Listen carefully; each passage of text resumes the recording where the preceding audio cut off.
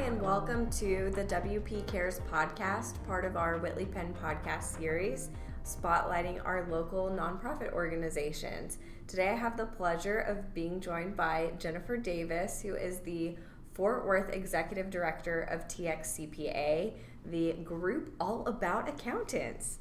Thanks for joining me, Jennifer. Glad to be here. So can you tell me more about TXCPA and what the chapter works to accomplish? Sure. So TXCPA exists to help empower our members to lead and succeed.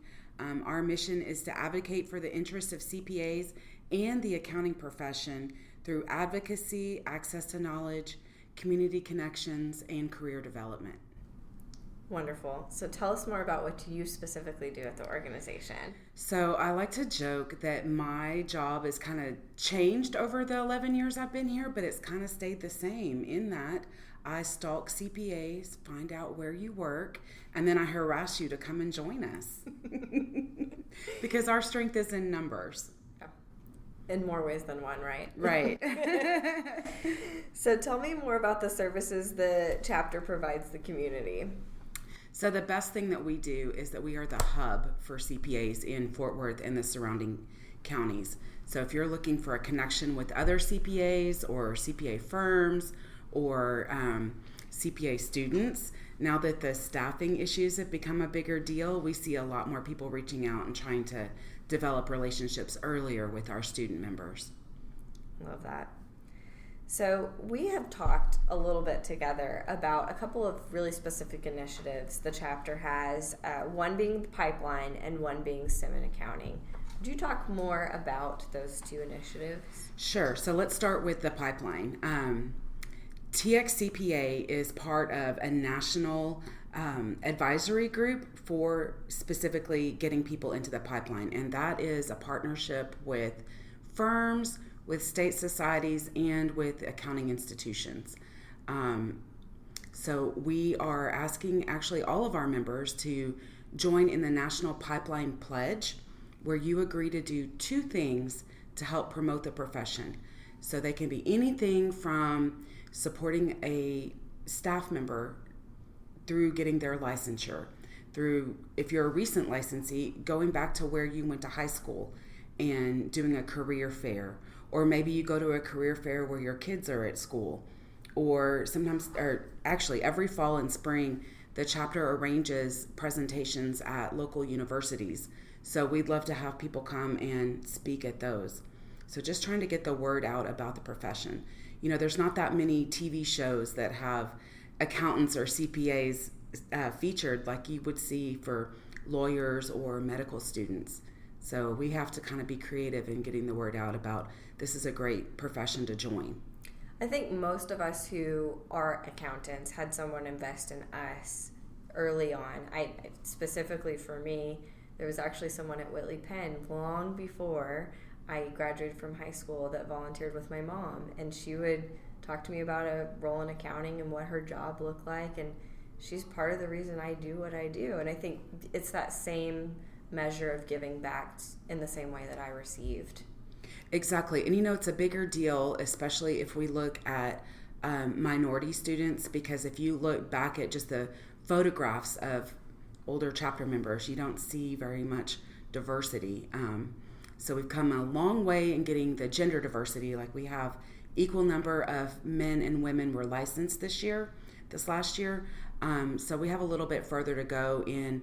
If you haven't necessarily, you know, if you think about it, how many people, if you weren't exposed to CPAs at an early age, at what point did you become aware that, hey, there's accountants and there's this whole other language that's spoken sometimes in people's households, but sometimes not, and that's the language of business. So exposure just at that level is important. So let's talk a little bit now about STEM and how accounting should be part of STEM. So this is another exciting initiative through the AICPA, state CPA societies, and academia. There's kind of three advocacy effort approaches kind of going on at the same time. One is securing federal legislative support, so bipartisan bills that would allow existing K through 12 STEM grant funds be accessed by accounting education.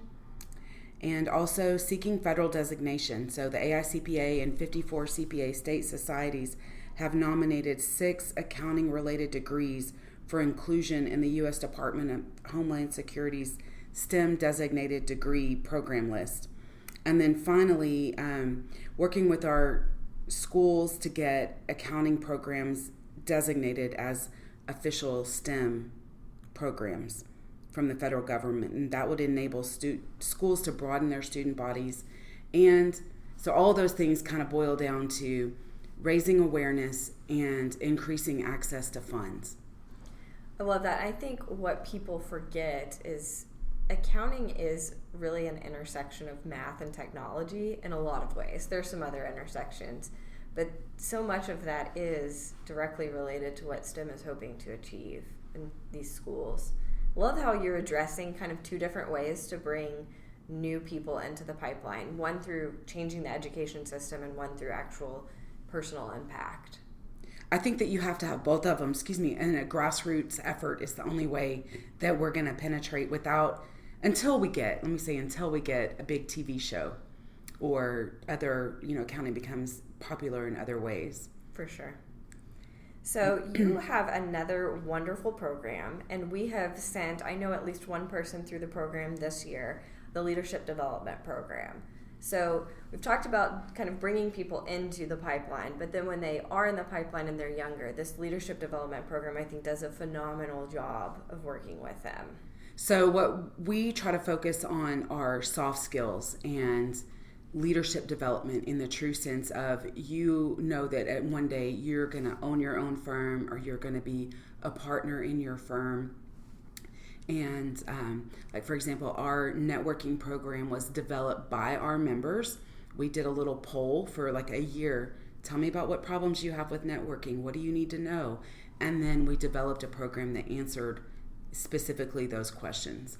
Like, I've had so many people say, well, I don't even know what I'm supposed to be doing for networking because I'm working for my partner's clients.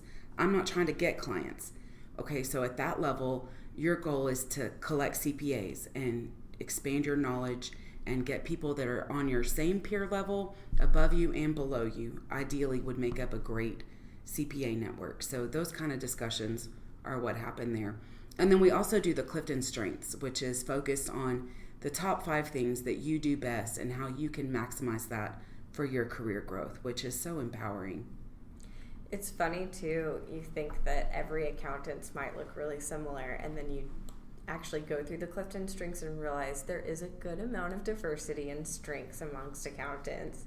Right, and that's one of the things I love the best about this program is that not only are we helping our CPAs grow and develop their careers, but also we're watching, and chapter leaders are there to see where you are, who you are, getting to know you better so that we can use maybe your skills to maximize the chapter's goals and objectives. Love it. So what are you excited for 2025? So 2025 starts out really fast for us. On the 16th, we have our chapter annual meeting at the City Club. It is free for members. We would love for you to bring your colleagues down the hall. It's a great way to introduce people to the chapter. At that meeting, we will recognize new licensees, which is always super exciting. Let me just go down a little rabbit hole about recognizing new licensees. A couple years ago, an older woman this was her second career came up to me after that meeting and said, my family said, great job, good job, but they didn't get it.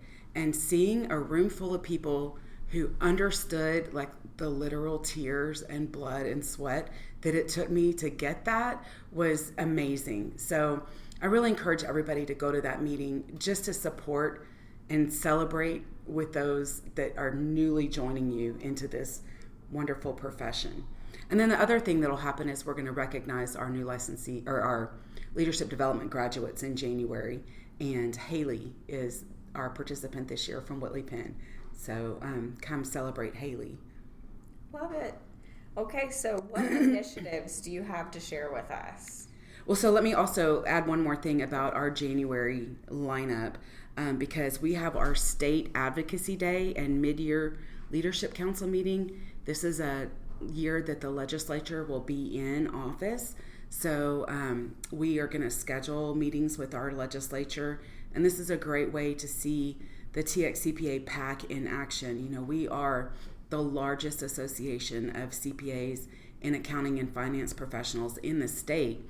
And I was recently speaking to our lobbyist, and she told me that TXCPA is one of the few organizations that can get an appointment with any member just by a phone call and an ask, because we put so much effort into our Key Persons program. So I'm excited about that in January. And if anybody is a political junkie, or if you're interested in learning about it, we do a little morning of training, and then we go to the Capitol and we'll pair you with somebody who's been there before. So we're not asking you to do anything scary all on your own. And then also we're in Austin. So after we do the work, we have a good time. So I would encourage anybody who's even thinking about getting in that arena to come with us and learn about it. It's important to have people advocating for the profession, and I love that we have the PAC that can do that for us. So last legislative session, we had 2 huge wins. One was asking the state board to adjust how they distribute their scholarship funds, because every time you renew your license, you make a contribution to the scholarship fund. So making those funds available a little earlier in people's career. And then also changing, this was huge, changing the ability to sit for the exam at 120 hours instead of waiting until 150. So that as you're in school and you're in the test taking mode, you can go ahead and get that done so that you're ready to get your work experience and get to work as soon as you get through with school. Those extra 30 hours did feel like a very large barrier for a lot of individuals, and kind of removing an maybe not so necessary barrier is a really great way to bring more people in who might have been really interested. You know, and speaking of barriers, one of the other things that I'm proud of that we recently did was all of our marketing materials just recently got transposed into Spanish. Like, you would think that that would have been a resource we had for years. So just looking at everything on that level and making sure that we're being as inclusive as possible across the profession. We've talked about a lot of different ways to get involved with the PAC, the Leadership Development Program, just using your own network to encourage young students to come into the profession, learning about STEM and accounting. But is there anything else you want to share? Maybe you want to do a quick plug for Santa Accountants. I absolutely want to do a quick plug for Santa Accountants. Santa Accountants provides a toy and a brand new set of clothes for children living at or below the poverty level in Tarrant and surrounding counties. When we first started this program 35 years ago, they used to have parties at the YWCA and distribute the presents, and now they save them and just send them home with the parents, because sometimes it's the only present that these kids have. So I mentioned earlier that Whitley Penn is one of our largest firms, and glad to say that y'all are also that largely generous and are one of the firms that help make this program successful. We have a special friend here at Whitley Penn, Caitlin, who really helps lead the program, and she's actually going to come on the podcast later this year and talk more exclusively about Santa Accountants and how people can get involved. I would assume it's not just the Fort Worth chapter that does this, but that there's other chapters throughout the state that are working towards Santa Accountants. Every chapter has their own community service, and this is exclusive to Fort Worth at this time. Perfect. Okay. Well, sorry to our other offices. But your chapter does have opportunities for you to participate and give back to your community. San Antonio, for example, has a big Blue Santa program that they do. That's awesome. So tell us more about how we can learn specifics about the chapter, anything we were interested in today. How do we find out more? TX.CPA/Fort Worth has everything you need to know, and otherwise my email address is jdavis@tx.cpa, and I'm happy to be your membership concierge and help you find your place in the chapter. We have chapter involvement opportunities, and then there's involvement opportunities statewide as well. So if you are looking to grow your business or your persona statewide, we can help you with that as well. Love it. So if you enjoyed today's podcast, I would encourage you to like, comment, and share it. This could be such a huge resource, I think, to keep sharing more about our lovely profession with younger students coming into recruiting events or just different ways that this is a new media for us to be able to share with young students. So thank you so much for your time today. We look forward to seeing you again next month.